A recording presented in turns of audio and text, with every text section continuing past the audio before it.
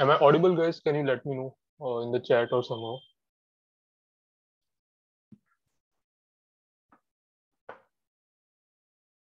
Yeah, no. Okay. Sorry, guys, for the delay today. I was in a meeting. Uh, I think we can wait for about 2 more minutes. I think some guys are not aware that the meeting has started. Let me just notify in the group.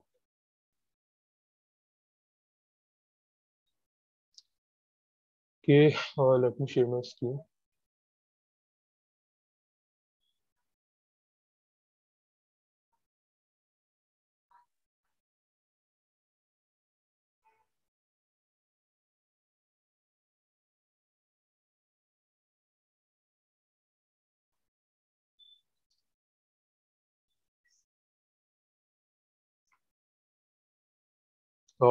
Guys, is my screen visible to you?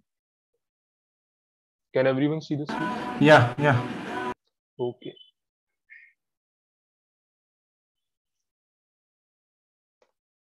So guys, as I mentioned, the agenda for today's session would be to discuss about the time complexity analysis.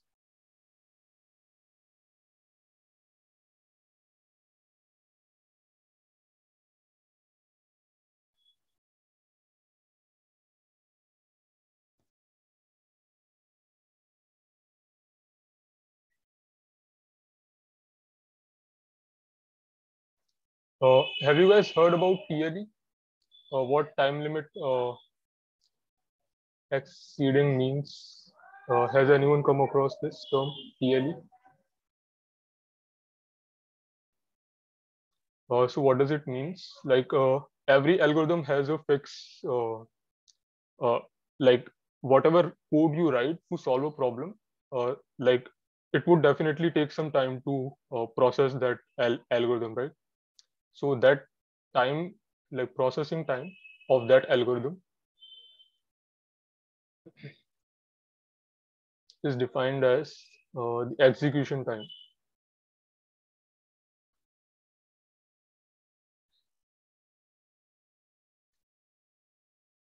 And the execution time of whatever algorithm that you guys write, that depends on some factors, such as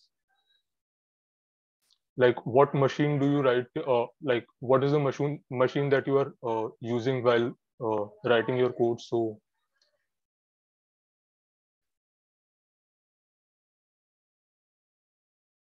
first would be the machine that you are using, or you can say the system hardware.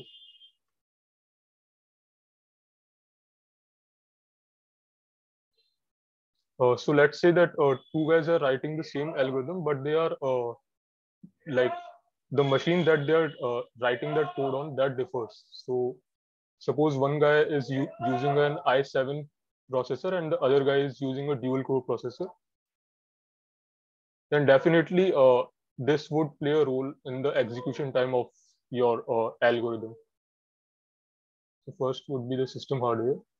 Another factor in deciding the execution time of your algorithm would be, let's say, yeah, the input size.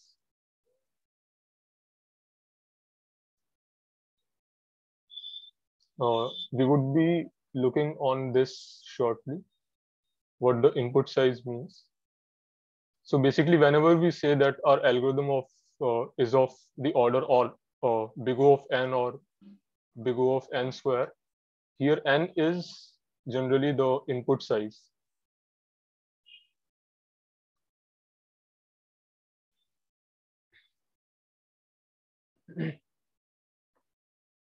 Yeah, and third factor would definitely be the programming language that you are writing your algorithm in.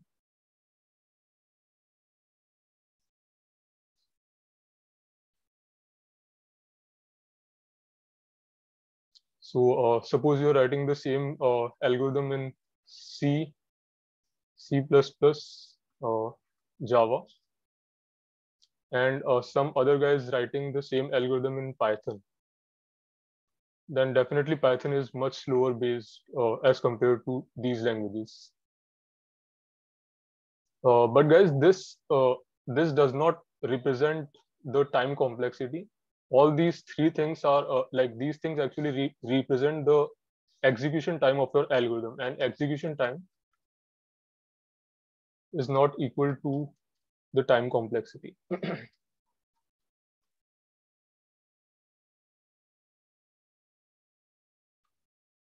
So like can anyone know like let me know like what does the time complexity actually represents if it is not the execution time of your algorithm? How can we define what's the time complexity of a given algorithm? So time complexity, like the way we calculate is it is dependent on the number of operations that your algorithm performs.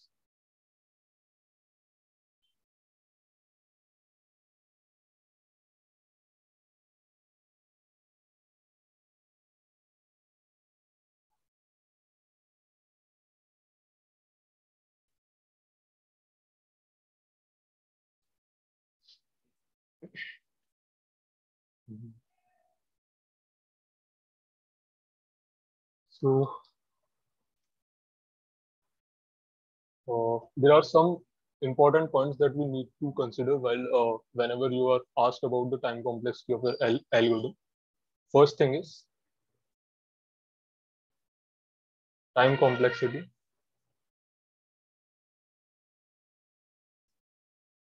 is always in terms of input size. So generally speaking, n is the time uh, n is the if n is the input size, your time complexity would always be defined in terms of n. Second is uh, asymptotic notation.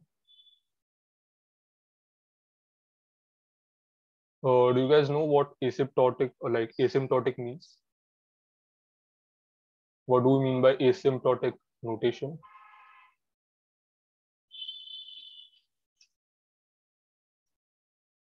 No, no, not really. Okay. So like uh, like we have seen so far like previously also when we were discussing about the square root problem and the sum of first and natural numbers, we all like whenever we were talking about time complexity, we assume that our input size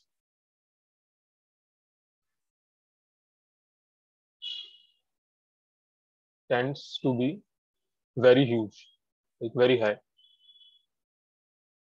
uh, very huge input size. So tends to infinity. Like whenever we try to calculate the time complexity, we always assume that our input size is going towards infinity. So that's the second thing.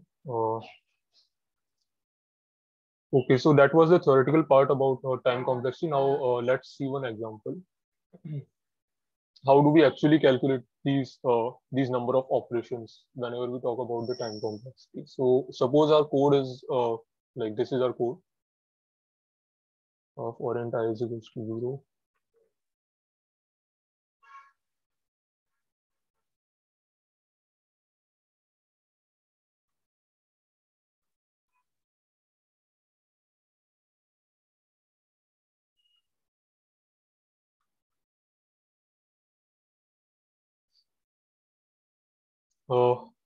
Okay, so before starting this, before taking the example, let's just see what kind of operators are there.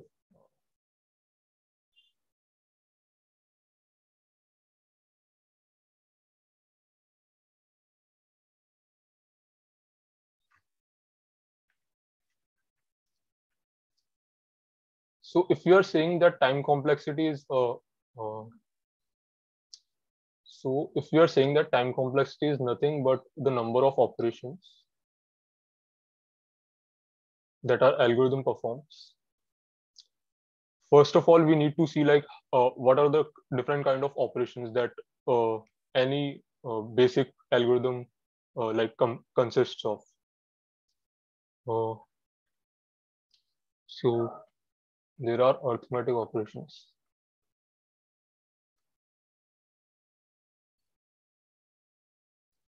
I think like everyone is comfortable with what arithmetic operations are, right? Like plus, minus, division, multiplication, modulus, like Yeah.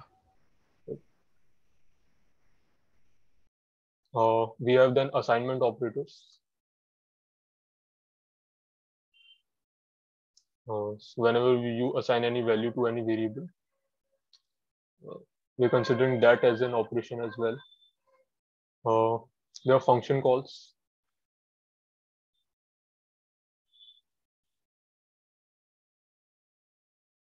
So whenever we call any function in our program, so suppose whenever you are accessing any element in an array, so that would be a function call. We can call it as a function call. That would be an operation. There are comparison operators.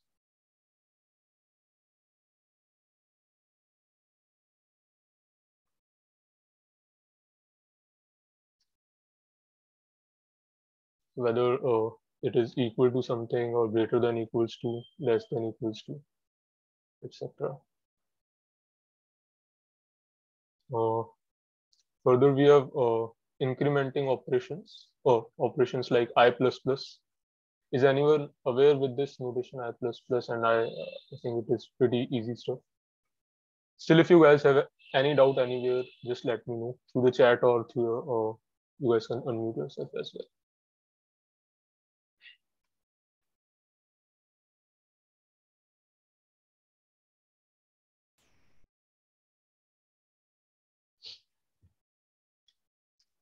And finally, we have logical operators. So this would be and or operators.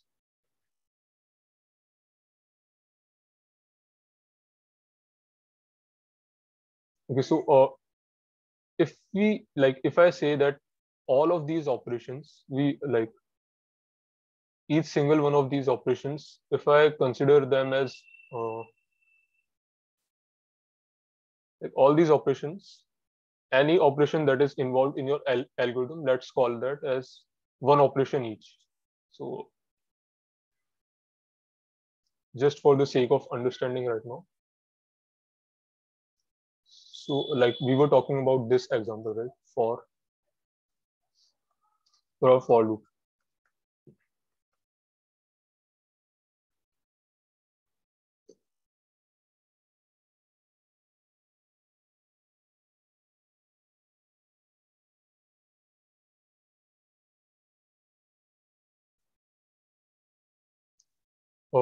Can you guys like let me know what is the time complexity of this algorithm? Like not the big O of n, but actual time. Like if we consider every single operation that we have discussed in the previous slide.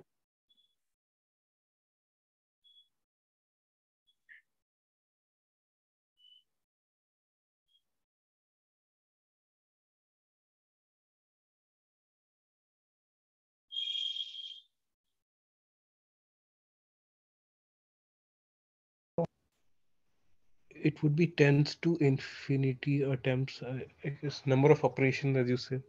Tends to infinity. Why? I less than n. Yeah, n is, let's assume n is a finite number, any finite number. Okay. So for this example, let's say n is equals to 10. So operations will be n plus 1 then. Okay. Or 11 then in this case. like how did you came up with 11? Okay, 0 then okay, no, less than n. It's 10 only then. I'm sorry. Uh, It's less than n. yeah, you are right. It is like talking in the amorphied way, it would be 10. But if we take like just understanding how a for loop works, if we take like in every iteration, what do you think? This does this I is equals to 0 run in every iteration? No, in first it would be 0, then next Okay, so let's just understand is 1. this in this way that I is equals to 0. This would run only the in the first iteration, before the first iteration, because like this is just a declaration statement. And then I less than n, this would run n plus 1 times, and I plus plus, this would run n times. And because in the previous slide we saw that we are also Why considering, would the middle one would run n plus 1 times? So it should yeah, be n, right? yeah, let's just discuss about that. Uh,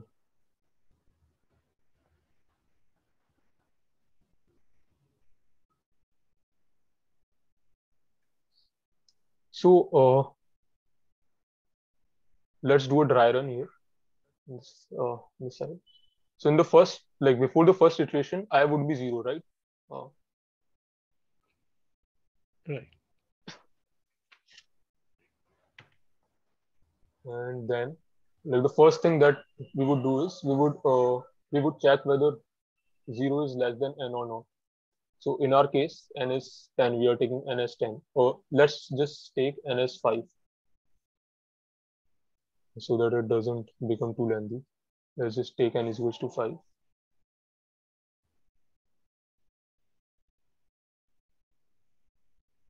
So in first case, uh, n would we would check whether n is less than 5 or not. In the second iteration, we would do I plus plus, so 0 plus plus, this would become 1. Then we would check either 1 is less than 5 or not. Then we would do 1 plus plus, that would become 2. Again, we would check whether 2 is less than 5 or not. Then 2 plus plus, this would become 3, whether 3 is less than 5 or not. So it is less than 5, then again we would run the loop. It would then we would do again an increment, 3 plus plus, that would become 4. Again, we would check whether 4 is less than 5 or not. Finally, we would do 4 plus plus, this would become 5. And we would check whether 5 is less than 5 or not. And since would be false, so our loop would stop here, right?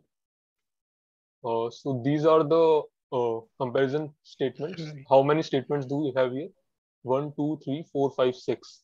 And n is equals to 5. So this is n plus 1, right? Okay, the false, the last condition, which is false, will be also counted. Yeah, got it. Yeah, right. And this incrementing step, like whenever we reach this uh, at n, then this loop would stop and we would not have any further implementation. That way it would only run 5 times. So this incrementation step only runs 5 times, and this assignment or like this comparison statement, this runs n plus 1 times. Is it clear now? Question. Yeah. Okay. And as we saw in the previous slide, we are considering every function call as one single statement or as one single operation. So this would again be one operation. And this is just we are fetching the array elements. So this is again one single operation. So if we count it, uh, if we sum all these operations, how many operations do we have here? So this is 1 plus 1, this would become 2. And since everything in this for loop runs n times, we would multiply this by n. So this was become like this would become 2n, and summing these things would give us 2n plus 2. So in totality, like total number of steps would be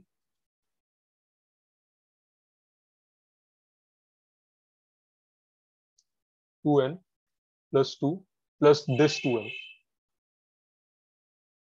which would give us 4n plus 2. Like guys are you guys comfortable with this? Any doubts so far? How did we reach here? 4n plus 2. No, clear. No. Okay.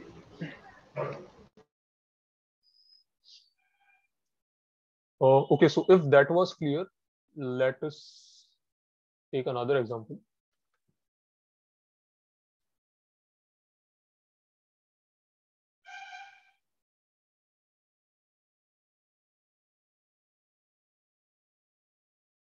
Like guys, don't worry about this int and all. You guys can write the same code in JavaScript as well.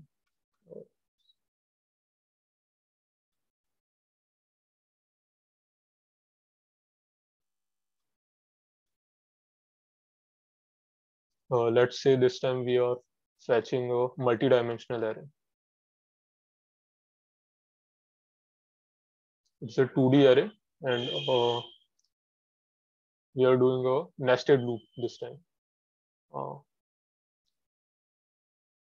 Guys, take your time and just let me know, doing the same thing that we did in the previous example.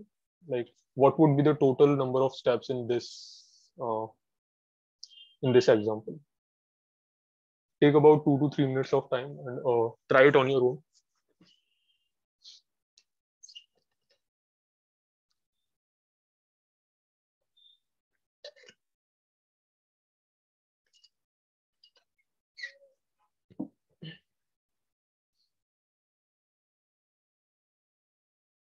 What is the value of n? Square of Sorry? 2n plus 2. Just do it and we can check later. Okay. I didn't clearly got you all what you were trying to say. So if you can type it in the chat. I think your voice was not clear. Yeah, I'll just type it. No, Eol. Eol also tried to say something, but I couldn't catch it. What he was trying to say. I'm okay.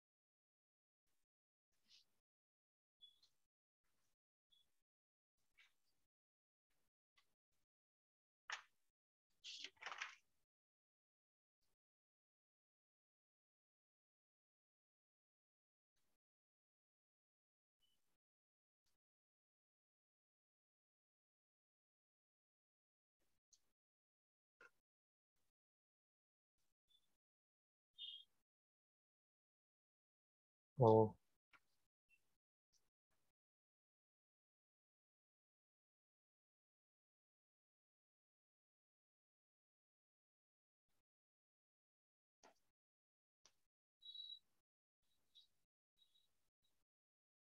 okay, 4n plus 2, 6n plus 2. Okay, fine. Let's try it now. So,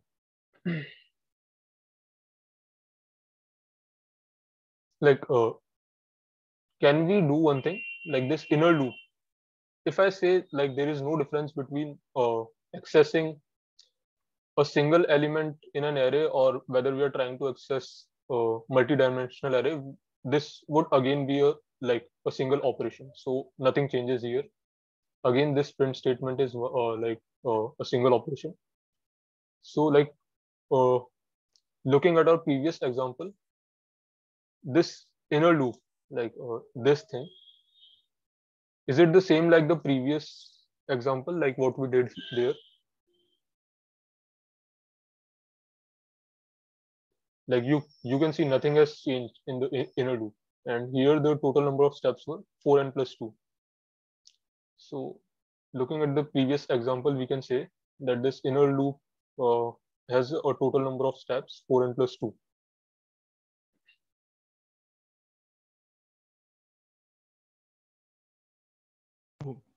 Okay. Right, and then again this would be a single operation because it would only run one time. This was n plus 1 operations and this was n operations. So this gives us 2n plus 2, right? Uh, and this inner loop, this is running n times, right? Can we say that? Yeah. Running this loop one time would give us the same number of steps as it did in the previous step. But since this inner loop is inside another loop, and so this would run n times. That's why we are multiplying it by n here.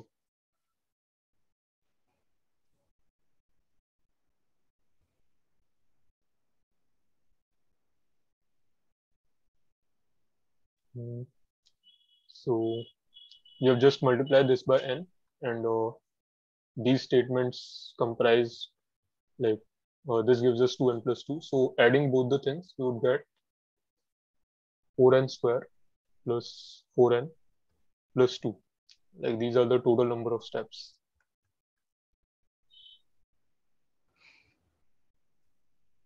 Are you guys comfortable with this? Any doubts in this?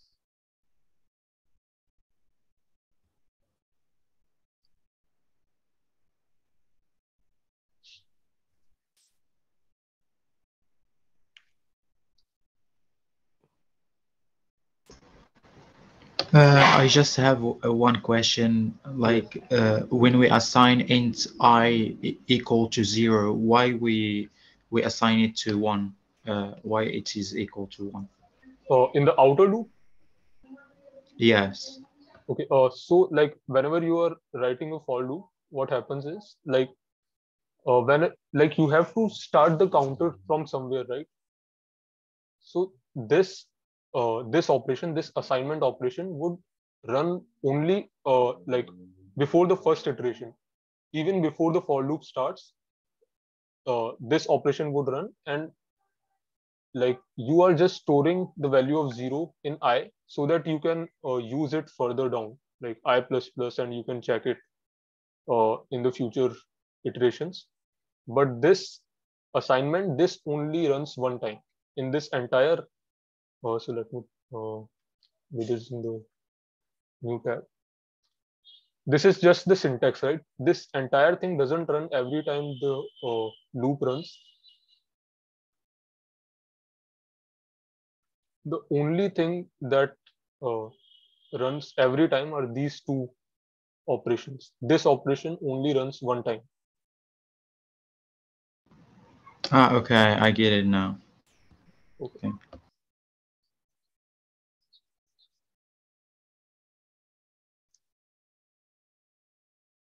Okay, so if this is clear, like if you have any doubt in this, you can still let me know.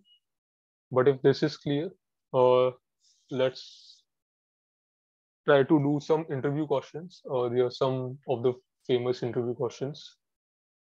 So we would start from the easy levels and then we would move to like higher levels. Okay.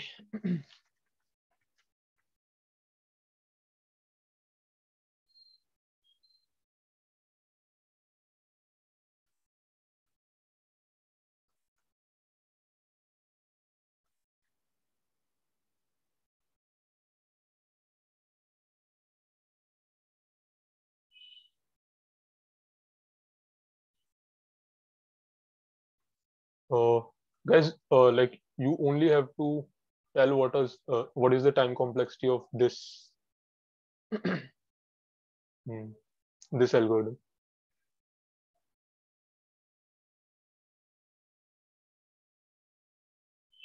Okay, let's just do one thing before this. Before going into this example, uh, I forgot to mention one thing. So, like in these two examples that we saw, in first one, this was the time complexity 4n plus 2, right? And in the second Yeah. example, the time complexity was 4n squared plus 4n plus 2. But whenever we have to calculate the time complexity of any given algorithm, we always drop the, like there are two things that we need to take care before giving our answer. First is drop the constants. So if there are any constants in your time complexity, you can drop them. So in the first case, we can drop 2 because it is a constant, and you can drop this 4, which is multiplied with n. So 4n plus 2 becomes, this becomes order of n. That's why linear time complexities are always written as order of n. We do not include any constants whenever we are talking about time complexities. And second thing is, we always take the largest order.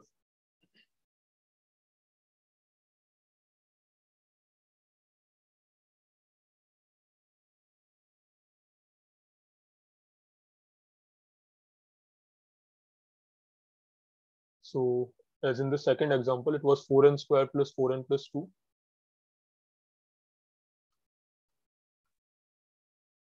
So because we discussed that time complexity, whenever we're discussing about time complexity, we look at the asymptotic notation. That means n tends to infinity. So when n tends to be very huge, only the biggest order matters. That's why in this case, the time complexity would be O of n square. So we dropped the constants 4, 4 and 2, and we took only the largest order. That's why the time complexity became O of big O of n square. Any doubts in these 2 points?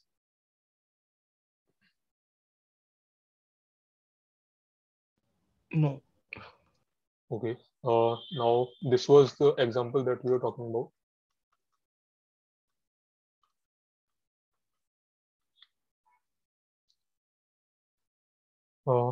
Let's talk about first the total number of steps, and then the time complexity. I think you guys would be comfortable with doing this. So what we are doing is we are just incrementing by 2. So the total number of steps would reduce by half. So instead of n, it would be n by 2. And since like whenever we are talking about the time complexity, we do not consider the constants. So you can drop this 1 by 2. You can drop this, and this becomes big O of n.